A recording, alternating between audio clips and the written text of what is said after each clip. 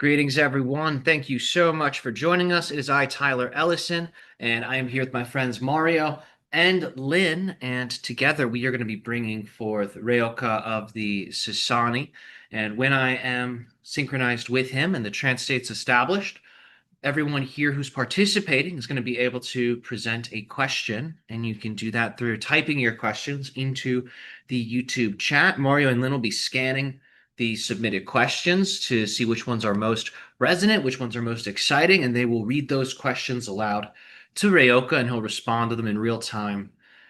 Thank you guys for coming and making this possible. We did take a break last Friday. We're usually here every Friday, but with myself returning from the Japan retreat and the travels, I'm finding that I'm needing some more time to rest and sort of organize my usual physical reality. So we took last Friday off, but here we are, ready to dive back in. Starshine's not joining us today. She has some other you could say matters or other areas of focus that are using her time currently. So we have Mario and Lynn, and it's always exciting to collaborate with them. Mario and Lynn are the ones who are responsible for all the amazing artwork that you see surrounding my world and RYOKAH's world. So even this background here with the lion and the galaxies, this is their craftsmanship, and it's amazing to work with them. They bring a lot of great energy through. And in these Q&As, there's a lot of good momentum that we all conjure together. So thank you guys for making this possible. And audience members, thank you as well for making this possible. When you submit these questions, we don't know what you're going to ask. We have no idea what you're going to ask, actually, until it's being asked. So this is a way of stretching the channeling state further through the spontaneity, through the novelty. And it's also a way where we can begin to access together new information that has not been channeled before. And that's one of the biggest priorities on my end, to reveal that which is hidden so people can make use of that occult information in a way that adds greater enjoyment, grace, and excitement to their reality experience. If you enjoy RYOKAH, if you enjoy contact and want to go deeper into these worlds, then I encourage you to join us this Sunday at 3 p.m.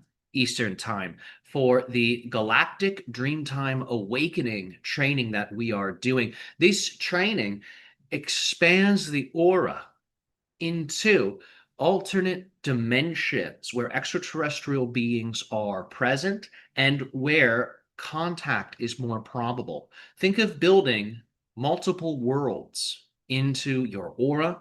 Think about populating those worlds with portals and connections to different locations in the cosmos, and then bringing this multi-world nexus with you into the dream state each night. So the usual darkness that we experience when we close our eyes, that is going to expand into worlds that are based upon the visualizations, the techniques, and the meditations that we're going to be getting into this Sunday at 3 p.m. So I encourage you guys to join us. And this is actually one of the first programs we are doing with a very special partner. This is the New Earth One network, and my good friend Lauren does the event organizations for this network. So this is the first one that we're formally doing together, and I'm very excited to see what all of this builds into, because these are new audience members, these are new communities, and I know that for everyone that's been following this work for a while, we're all very familiar with hybrids and the hybridization program, first contact. There's a lot of topics here that are very established for all of us. And it's very joyful to see that this channeling is now expanding into areas and into communities where some of these ideas are less common and they're actually new ideas. So this is a big part of how the awakening takes place. These movements and messages that at first have a powerful but small aura gradually begin to expand. So what's happening for myself and other channelers is akin to aura expansion processes taking place all over the planet. And eventually, the whole planet gets enveloped with that collective aura. And it's that collective aura that paves the way, not just for contact, but for total spiritual ascension. So thank you all for making this possible. I'm going to go ahead and enter into the channeling state. We're going to begin the transmission right here, right now. Have a wonderful time, everybody. and I'll see you when we're finished.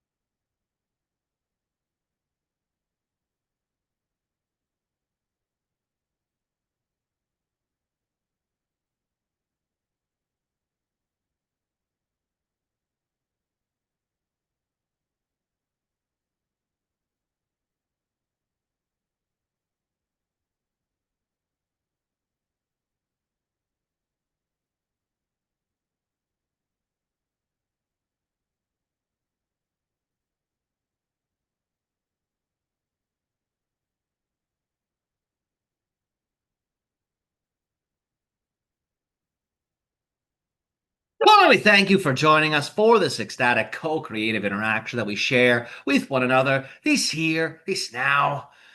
Do keep in mind that at this time, the powers of Sirius are continuing to uplift and adjust the overall vibrational frequency of your planet. This is in many ways affecting the oceans of your planet and the collectives of oceanic consciousness that exist within the waters of your world.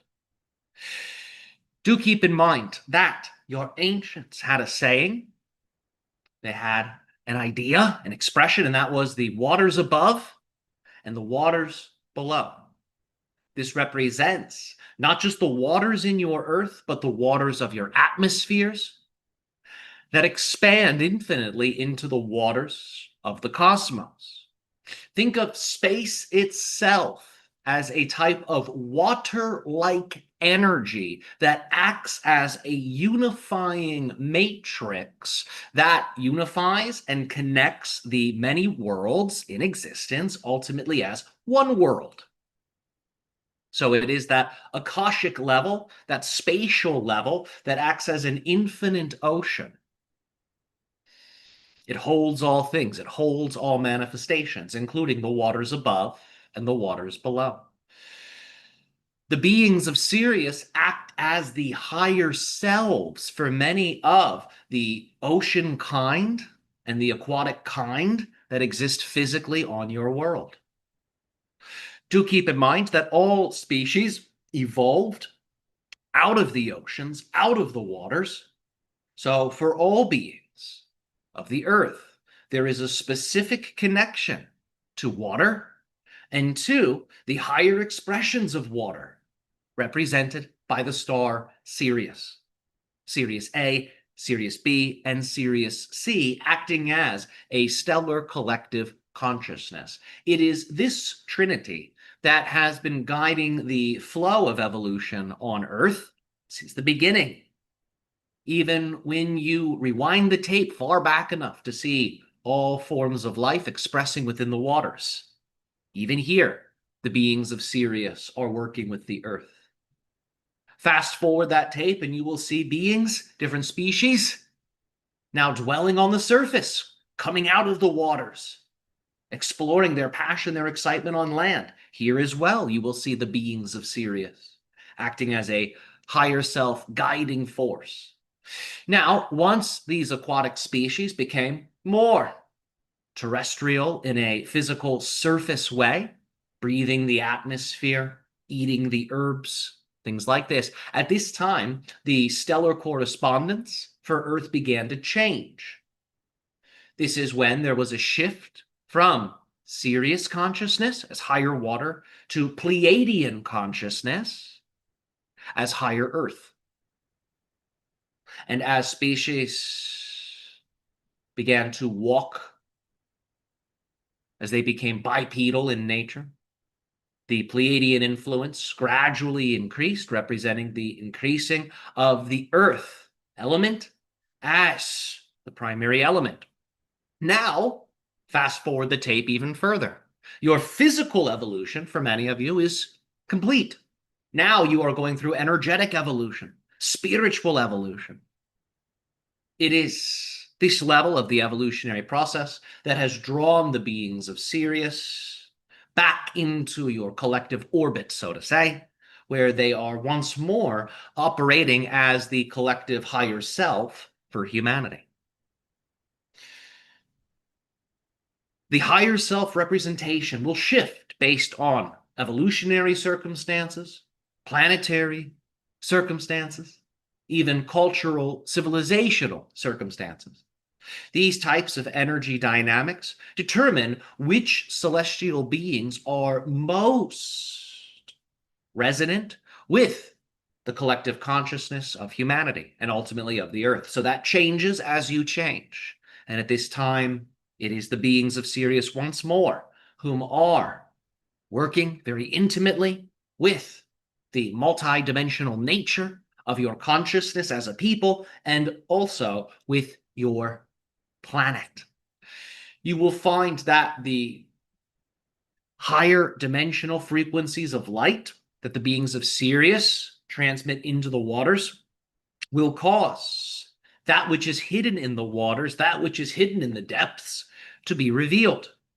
Not just physically, in terms of your oceans and the hidden temples and structures beneath the waters, not just here, but also psychologically, spiritually. Many of you think you have a very complete view of yourself, but that's just the tip of the iceberg, as you say. The iceberg, of course, floating in water. The beings of Sirius, with their luminosity, are causing that water to glow. And you will be able to look down into the water and you will just, at that level, see, perhaps for the first time, how massive your multidimensional nature actually is. It will go from theory into reality. And this is the power of the Sirius upgrade. We thank you all for your patience in our sharing of this information. We can feel and sense that many of you are very eager to have your questions answered. So we will now open our hearts even further in a greater way for your questions. Please begin at your leisure. Thank you. Hello, beautiful friend. Hello, beautiful friend. How are you both doing? We are opening our hearts as well to receive you and your magnificent wisdom and presence. We thank you so much for this. And now, together, we can co-create the question-answer dynamic at your leisure. You may reveal the first question. Synchronistically, we would like to start with a question related to Sirius. Where do you go when you go through the portal in the center of Sirius A, B, and C? So the portals within the center of each of these stellar worlds, these portals go to different locations and the same location. It's all about how the portal is used. So the portal's not just point A to point B. The portal can function in that way, but there's also a type of control panel, if you will, that beings can work with to adjust the GPS coordinates that are synchronized with that particular portal. So there is the galactic central sun that acts as the primary nourisher for all stars within the galaxy.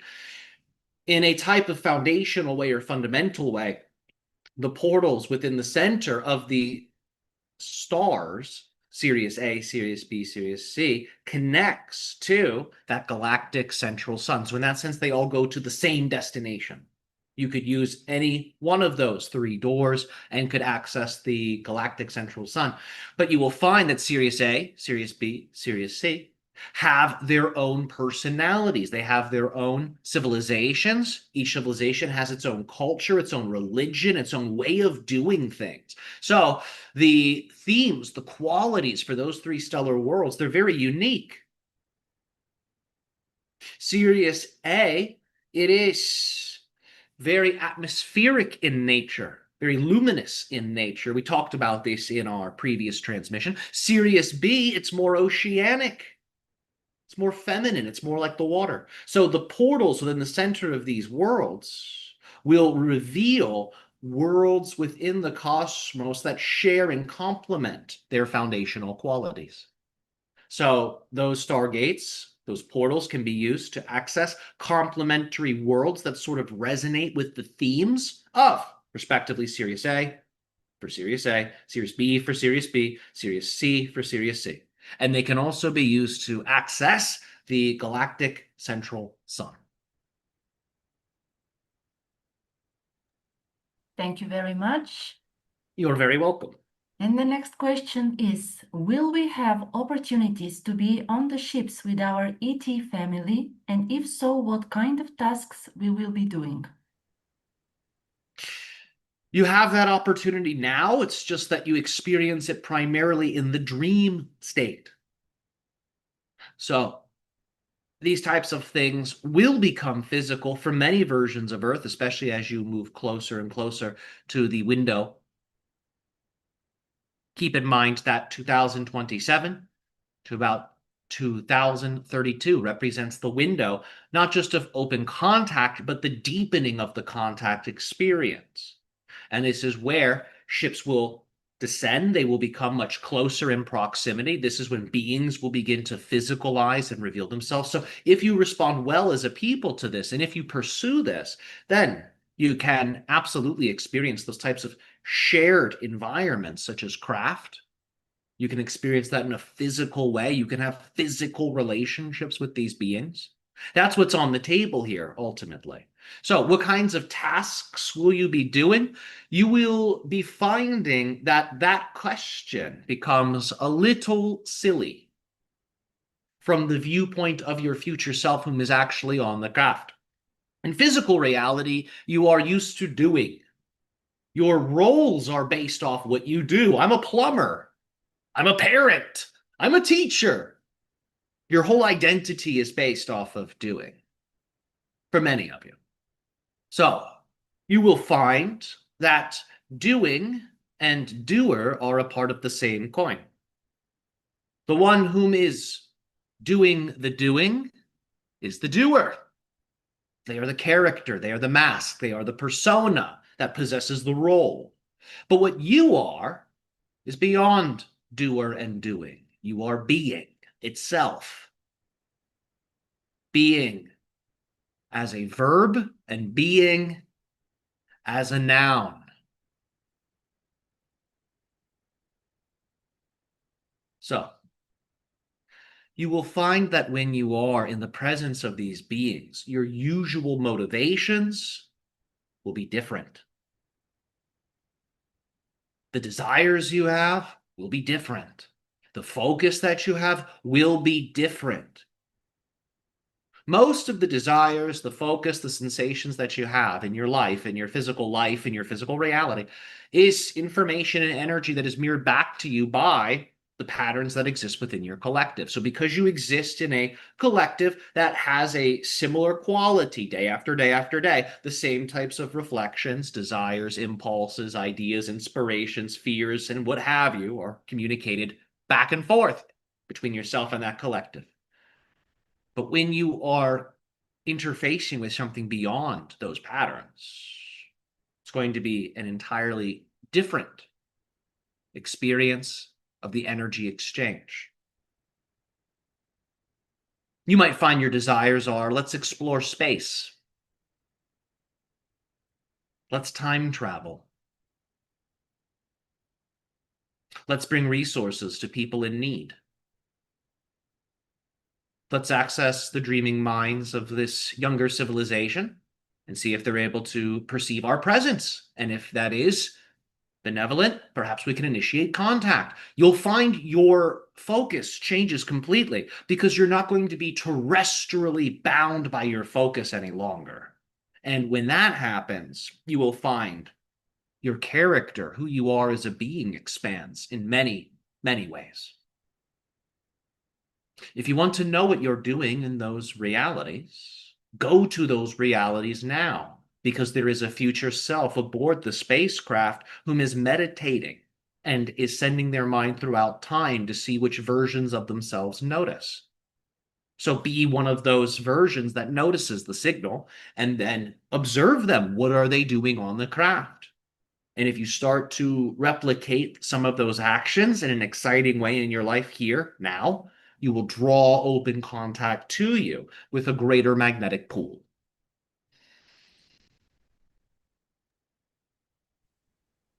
Thank you for this beautiful answer. You're very welcome. And the next question is, what does it take in terms of a soul's evolution to incarnate in an advanced and harmonious civilization like a Sasani? What does it take to access my civilization as a civilization your soul could incarnate into? You must live a life that is similar to our way of doing things. You must embody those qualities that make our civilization move. So you have to act like you are a part of the Sasanian people now in your life if you wish to incarnate within my civilization as your experience of a future life. But if you act like a earthling relevant to your year of 2025, well, your future life will be based upon that. So what you do now, how you live now, this determines what your future incarnation will be. If you live like an animal, well, your future lifetime may be very closely connected to the animal kingdom. If you live like a god, your future lifetime may be very closely connected to the realm of the gods. If you act like a cosmic space explorer, your future lifetime will be very closely connected to the domain of the space explorers. And with the space explorers, you can get very specific. There's all types of different civilizations that have chosen to explore the cosmos, my civilization, of course, being one of them. So you must emulate us in your life. Think like us. Because you are thinking as you have been taught to think by your peers, by your society, by your conditionings. So if you stay in those modalities, you will only produce fruits that are of those modalities. So you must go beyond that. You will produce fruits that are beyond that which is mundane and that which is common. And those fruits possess seeds that will grow into trees of life, operating as a ladder that you can climb into our dimension. It's a poetic way of saying match our frequency and it will open a portal that allows for you to experience us, not just as the future lifetime, but here and now, as a telepathic friend, family member, and ally in your life. And as you strengthen that connection throughout your life, when it is time for the last breath, that connection will still be there. And all you have to do is jump into it. So that is available for you and for your people. That is the requirement. You must be like us. Just match the frequency. It's really all it takes. And sustain that over time. Because when I say match the frequency, everyone who listens to me has a different understanding of what that means. Matching the frequency as an exercise. Imagining what it's like to be a Sasanian being. Imagining the quality of their thought, the quality of their emotion, the quality of their focus. And as you imagine that, feel that overlaying upon your perceptions. And allow for your perceptions and those qualities to become one. And when they are one, allow for it to fade into the background. Not so far into the background you cease to notice it, but far enough in the background where it can operate and run as a background program. And you will find that as you navigate your day, there will be situations that come to you. Some of them very positive, some of them perhaps a little negative.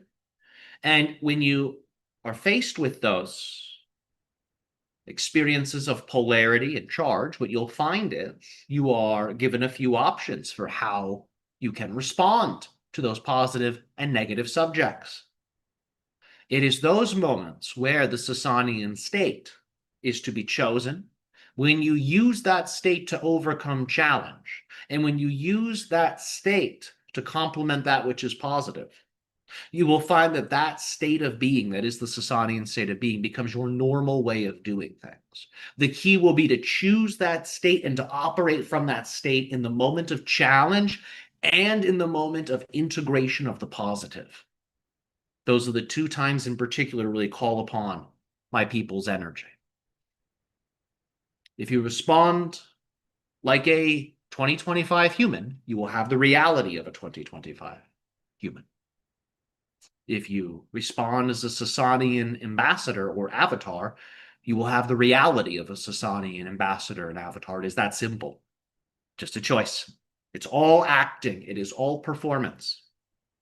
So, you are both the mask maker, the mask wearer, and the actor, actress behind the mask.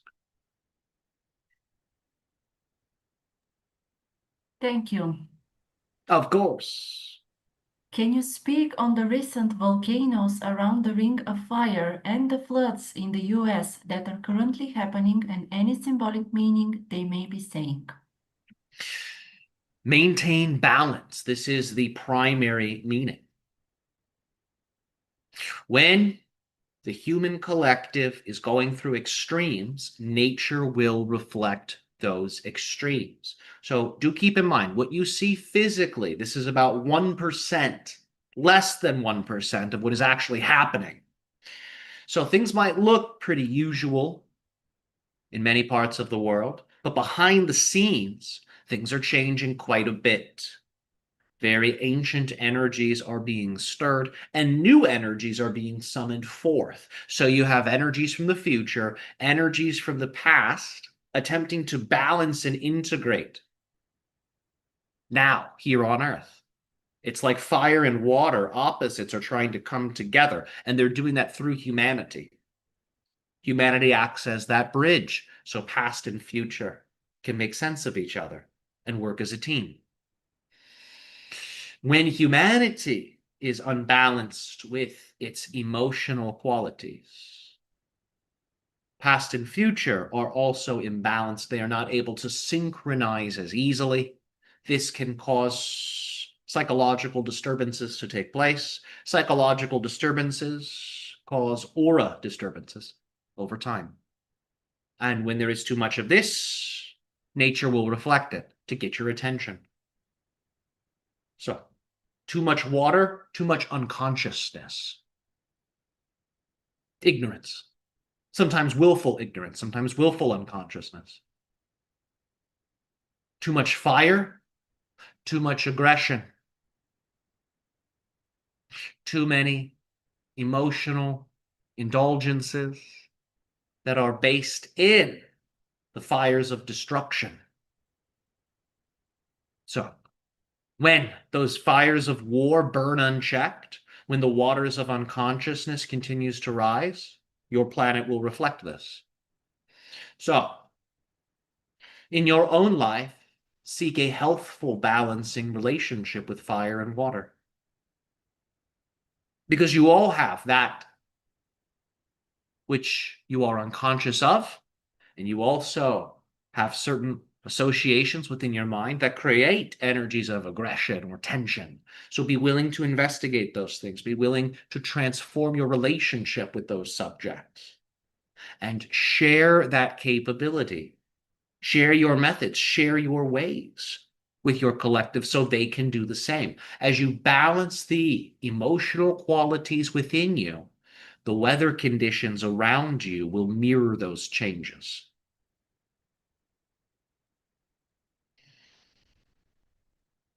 Thank you very much. You are very welcome. And the next question is a compilation of couple questions about ancient Babylonia and more specifically Gilgamesh. Did he actually live?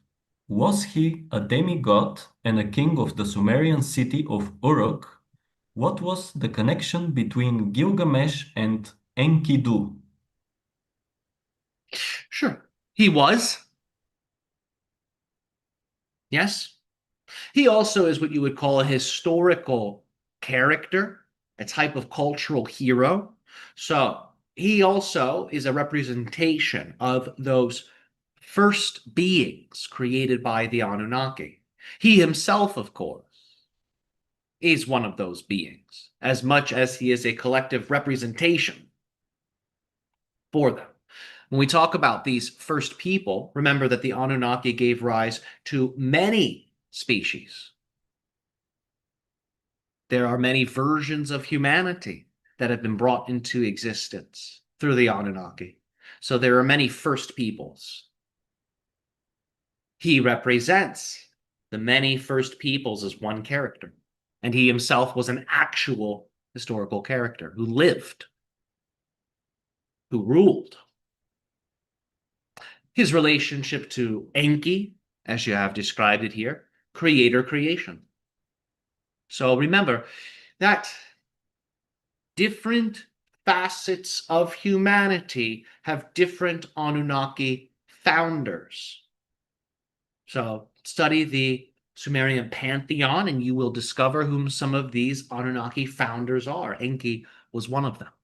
So there are certain people that share Enki as a type of parental origin point, if you will. Just as there are those who share that connection with Inanna. There are those that share that connection with Nergal. There are those that share that connection with Enlil.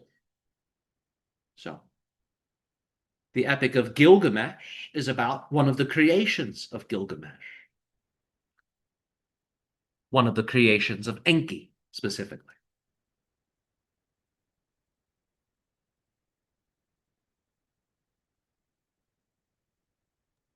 That is very interesting. The next question is, Yes, it is. can we expect more frequent sightings of alien spacecraft in 2025 and 26 as we approach formal first contact in 27? Yes, most certainly. So remember that you can expect it, and that expectation will yield different fruit for different people. In general, if you hold that expectation but back it up with action, start to engage yourself in the contact process, start to engage yourself in the psychic dialogues between humans and these extraterrestrials, then in your reality, contact will become more proximal, it will become more relevant, and that expectation will yield fruit. If you live somewhere that has a very low presence of extraterrestrial craft, the focus there is not really on extraterrestrial beings, and you're not doing anything to develop that relationship, you may hear that other people are having these experiences, but they might seem to skip you. So be involved with this. That's how these beings organize their communication. They seek those whom are open, and you demonstrate that through the communication. So yes, you can expect it, and you can expect greater success and involvement should you yourself be an active participant in that process.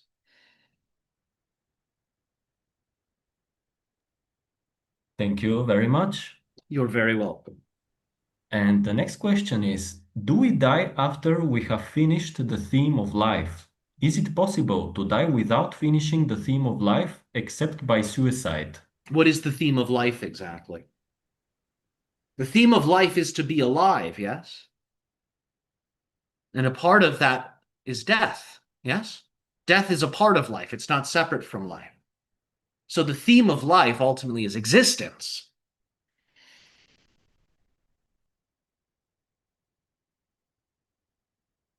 How do you finish existence? You don't. You can't. It's eternal. It's infinite. So you never really finish the theme of life. You are the theme of life. You have no beginning and no ending, so you're never really done. You don't really die. You just change your perspective. In this case, from physical to non-physical.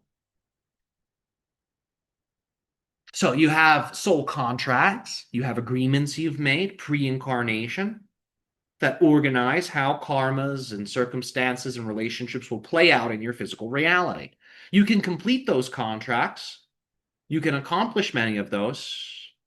You could say desires. But this will not translate as physical death unless that is something the soul has arranged for. I just need to get all of these things done. Once they're done, I'm out of here. Some souls create that dynamic. Sure, for them, that will be their situation. They finish up the last contract, and then the first flight out in the morning, they're taking it. There's other people who enjoy the physicality. They enjoy building upon the experiences of their character over time. They wish to see that continue as far as it can possibly continue. And they may complete a wide variety of different soul contracts. So many, they may need to create new ones. And it's like within one super lifetime, many lifetimes are lived. So it's not necessarily a matter of getting everything done that you've agreed to get done and then leaving. It's more in your hands than that. Because you could get everything done that you wanted to get done, and let's say you changed your mind. You're still at liberty to create those shifts. So you might complete all of your major contracts and then stick around and create new ones. So it's in your hands, all of this. The theme of life, there is no finishing that. That's really all there is. Everything's contained within it, including the end of life, which is an illusion. You see, life is infinite.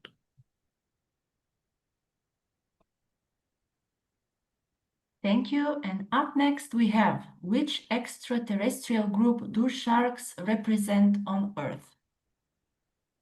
There are a few different collectives that different sharks represent. There are reptilian collectives and there are Sirius collectives that will project themselves into physical reality utilizing different types of shark beings as their avatars.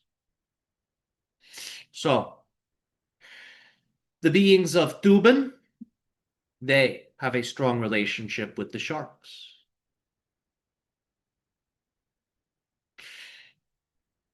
In terms of the main role that they play, the reptilians, the beings of Sirius, the main role that they play for the sharks, it's very similar to what we had described in our introduction. They act as higher self guides for those beings because they have the higher perspective. So, the beings of Sirius, the beings of Draco, in particular Thuban, they act as higher self guides for the shark beings that exist on the planet. The shark beings, remember, they never stop moving. They are always swimming, even in their sleep. The sharks are incredibly ancient, their DNA representing primordial DNA. So the beings of Sirius and the reptilians, they are connected to these very ancient lineages. And the shark beings of your ocean act as physical batteries and storage vehicles and vessels for this ancient genetic information. Through the shark beings of the earth, this ancient DNA is able to grow and evolve over time, thus increasing its power, thus increasing its knowledge, its experience, so that DNA can then be used by other species for a variety of different purposes.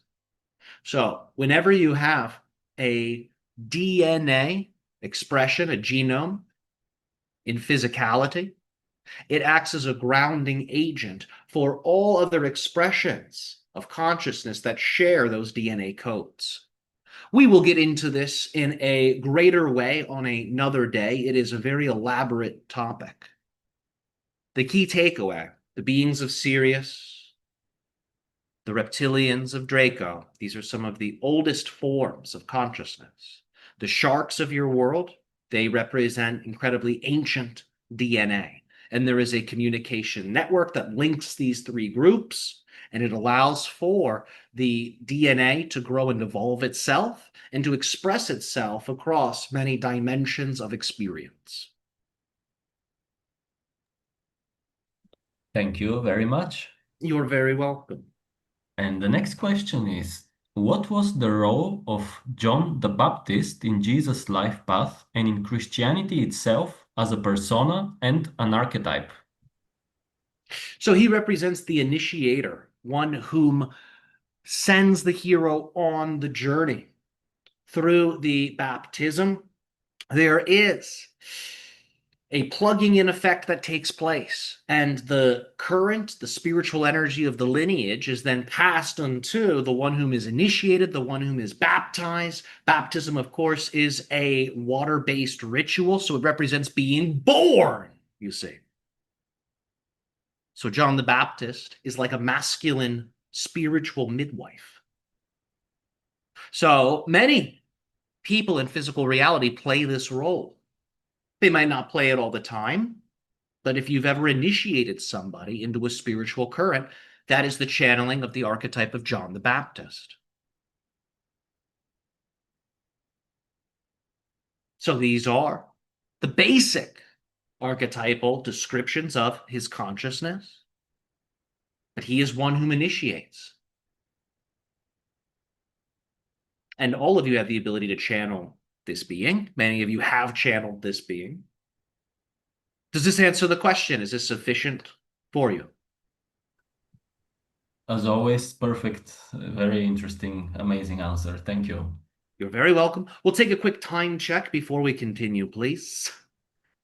12:52 channels time. All right. Oh, well, 1:52, we mean. All right. We will continue. That is all right with us. Who is the deity named Vishnu? Which level or density does his consciousness exist upon? So Vishnu represents one of the major cornerstones to what you would describe as the Hindu Holy Trinity. So you have Brahma, you have Shiva, you have Vishnu. So Vishnu represents the spirit behind the existence. You have Brahma, which acts as the creator of the existence, Shiva, which acts as the destroyer of the existence, and Vishnu, which operates as the experiencer of the existence. And it is the experiencer that also organizes how the existence unfolds through the geometries that they create within their own consciousness. So Vishnu is a being, as much as Vishnu is also a dimension of your own beingness. So you have a level of you that is your own inner Vishnu. It's the you that is totally dialed into the present moment completely.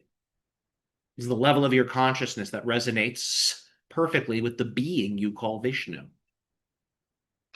Do keep in mind that the beings of the Hindu pantheon, many of them, are extra-dimensional beings, extraterrestrial beings who have started many civilizations, not just on the Earth, but on other worlds as well. They represent Anunnaki. Keep in mind, there are many expressions of Anunnaki consciousness, just as you could look at a very massive family with a large family tree, and many different groups within that family are quite different, quite unique. The same can be said with the Anunnaki, and this is why you see certain variations in how these ancient beings are depicted when you observe the different cultures. So, to work with Vishnu is to be one whom totally involves themselves with every process that life hands them. To be one with Vishnu is to also operate in a total state of Wu Wei. This is effortless action. This is where the doer and the doing are dissolved, and everything is an expression of your beingness, to tie this together to the topic earlier. So this is the power of Vishnu. Vishnu both dreams. There are versions of him that are passive. Sometimes he has a snake coiled around him, or he is slumbering underneath the hood of a cobra. So there are versions of Vishnu that are in rest. You could even say unconscious or dreaming. And there are other versions of him that are wide awake, that are very active. So, working with these beings will involve you with very powerful Anunnaki energy lineages that transcend Earth altogether. And working with them will also awaken that same correspondent level of your own consciousness.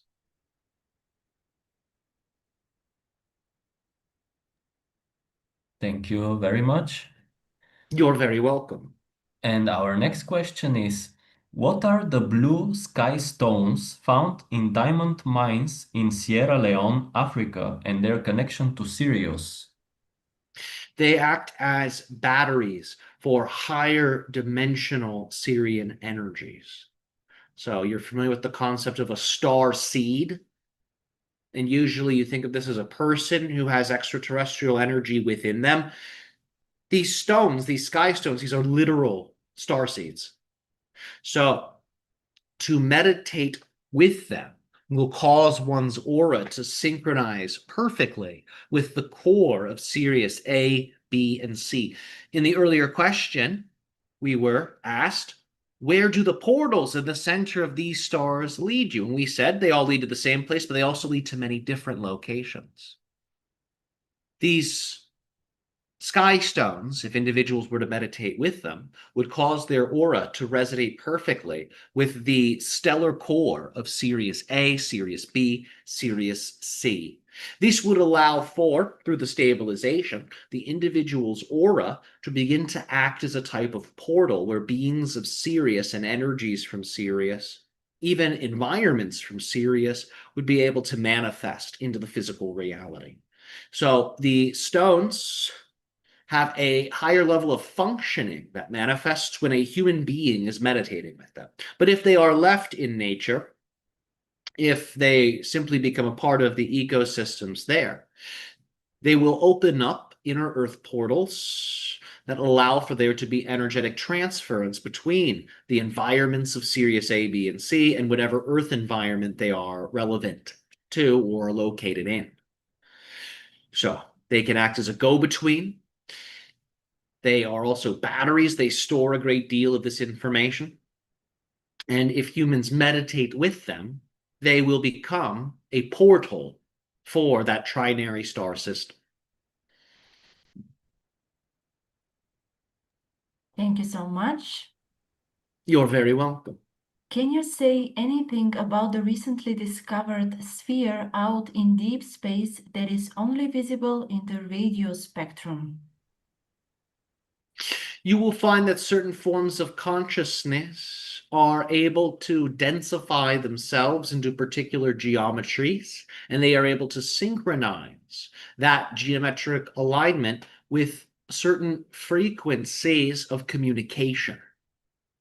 So this is a spiritual being that is altering its energetic expression so it may be detected using the radio frequencies. And depending on how it's received, it may increase that communication and may build upon the impression that it has currently been communicating. So it is conscious. This is a manifestation of a being, specifically.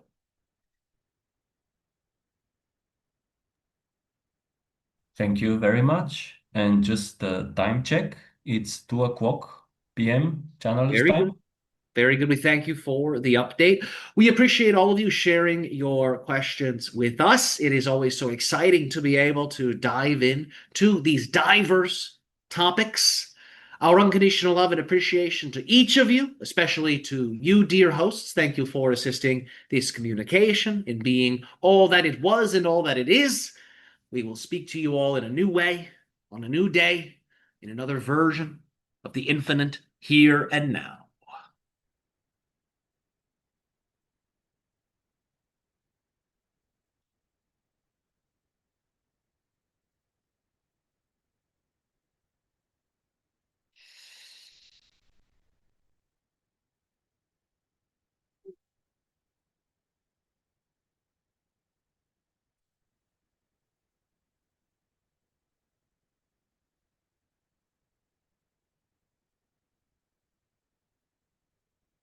Everybody, thank you for making this possible. I hope you enjoyed the transmission. I hope you enjoyed the answers. With these transmissions, I am totally in another space these days, so I have no idea if I'm even making sense when he's channeling. So I see from Mario and Lynn there's some hearts coming up, so I assume that everything was clarifying and coherent. If it is ever otherwise, do let me know, but I will take this as a sign of success.